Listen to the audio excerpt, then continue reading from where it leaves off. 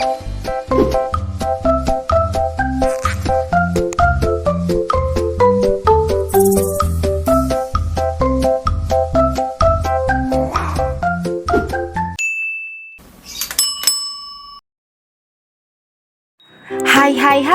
Assalamualaikum. Kembali lagi bersama kami di PGMI YouTube channel.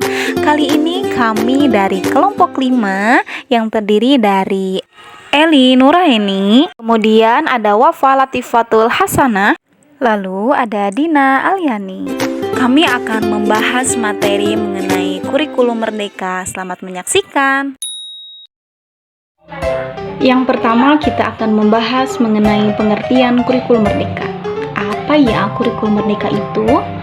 Kurikulum merdeka merupakan kurikulum dengan pembelajaran intrakurikuler yang beragam, di mana konten akan lebih optimal agar peserta didik memiliki cukup waktu untuk mendalami konsep dan menguatkan kompetensi.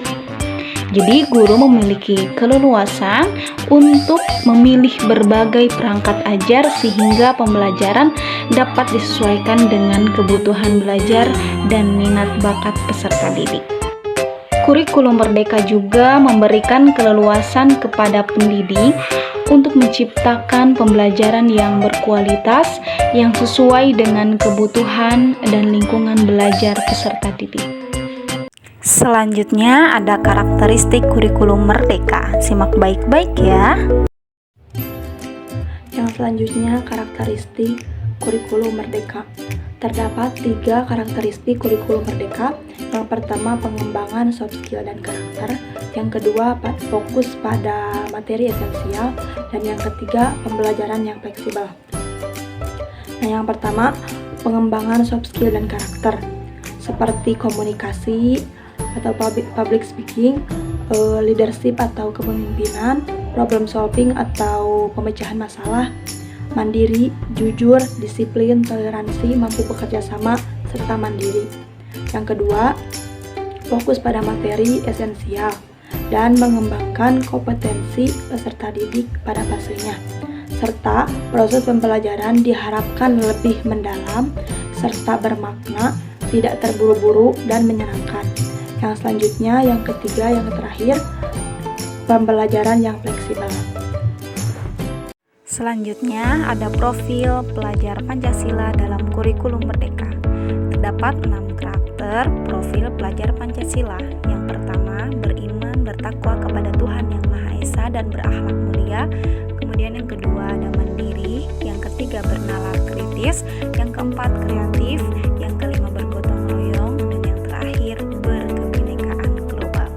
Di sini ada isi dari ke-6 karakter profil pelajar Pancasila. Yang pertama, beriman bertakwa kepada Tuhan Yang Maha Esa dan berakhlak mulia. Artinya, pelajar yang berakhlak dalam hubungannya dengan Tuhan Yang Maha Esa mampu memahami ajaran agama dan menerapkannya dalam kehidupan sehari-hari. Kemudian yang kedua, berkebinekaan global. Artinya, pelajar yang mempertahankan budaya luhur, lokalitas, dan identitasnya, serta tetap berpikir terbuka dalam berintegrasi terhadap budaya lain. Yang ketiga, ada mandiri. Artinya, pelajar yang bertanggung jawab atas proses dan hasil dari proses belajarnya.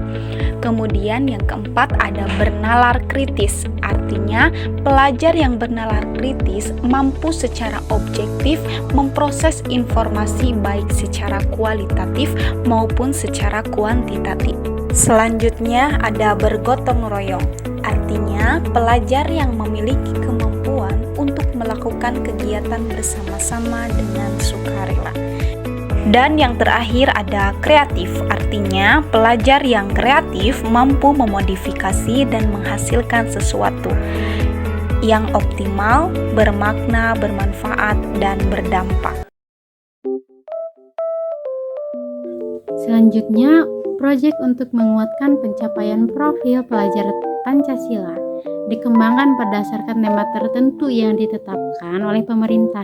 Proyek tersebut tidak diarahkan untuk mencapai target pembelajaran tertentu, sehingga tidak terikat pada konten mata pelajaran. Selanjutnya ada 3 pilihan implementasi kurikulum merdeka secara mandiri. Yang pertama, mandiri belajar.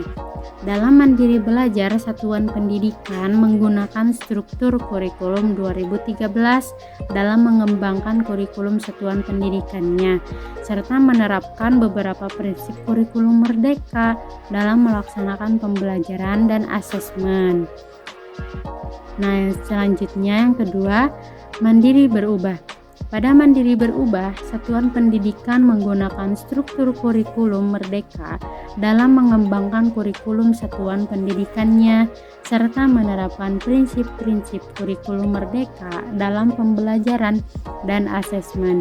Nah, di sini itu ada prinsip-prinsip kurikulum merdeka. Yang pertama itu kondisi peserta didiknya, karena dalam pembelajaran untuk menghasilkan goal yang utama yang maksimal, kita harus melihat kondisi peserta didik agar pencapaian pembelajarannya itu tercapai. Yang kedua itu ada pembelajaran sepanjang hayat, kita memberikan atau menanamkan rasa ingin tahu yang tinggi agar si anak itu tidak mudah bosan dalam belajar. Yang ketiga itu holistik. Holistik itu cara pandang siswa terhadap mata pelajaran tertentu dan kehidupan sehari-hari. Yang selanjutnya itu relevan sesuai dengan konteks yang ada dalam kehidupan. Yang selanjutnya ada berkelanjutan. Nah, berkelanjutan ini berorientasi pada masa depan. Yang selanjutnya struktur kurikulum merdeka. Nah, ada intrakurikuler, proyek penguatan profil pelajar Pancasila, dan alokasi waktu pembelajaran. Yang selanjutnya ada mandiri berbagi. Untuk mandiri berbagi, satuan pendidikan menggunakan struktur kurikulum merdeka dalam mengembangkan kurikulum satuan pendidikannya serta menerapkan prinsip-prinsip kurikulum merdeka dalam pembelajaran dan asesmen dengan komitmen untuk membagikan praktik-praktik baiknya kepada satuan pendidikan lainnya. Dan yang terakhir ada tahapan pembelajaran dalam kurikulum merdeka. Penerapan pembelajaran dalam kurikulum merdeka melibatkan 3 tahapan esensial. Mari kita simak penjelasannya ya. Tahapan yang pertama yaitu ada asesmen awal. Jadi, guru melakukan evaluasi awal untuk memahami karakteristik, kebutuhan, dan kemampuan pada siswanya.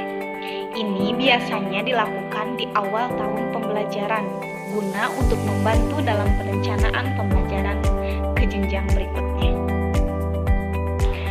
Untuk tahapan yang kedua, yaitu perencanaan pembelajaran. Jadi, guru menyusun rencana pembelajaran berdasarkan hasil dari asesmen awal tadi dan mengelompokkan siswa sesuai dengan tingkat kemampuan mereka. Dan tahapan yang ketiga yaitu proses pembelajaran. Selama pembelajaran, guru secara berkala terus mengevaluasi kemajuan siswanya melalui asesmen formatif. Penyesuaian metode pembelajaran dapat dilakukan berdasarkan hasil evaluasi ini, dan pada akhir pembelajaran, guru juga melakukan evaluasi akhir untuk menilai pencapaian tujuan pembelajaran. Itulah pembahasan mengenai materi kurikulum merdeka. Semangat belajar dengan Merdeka Belajar.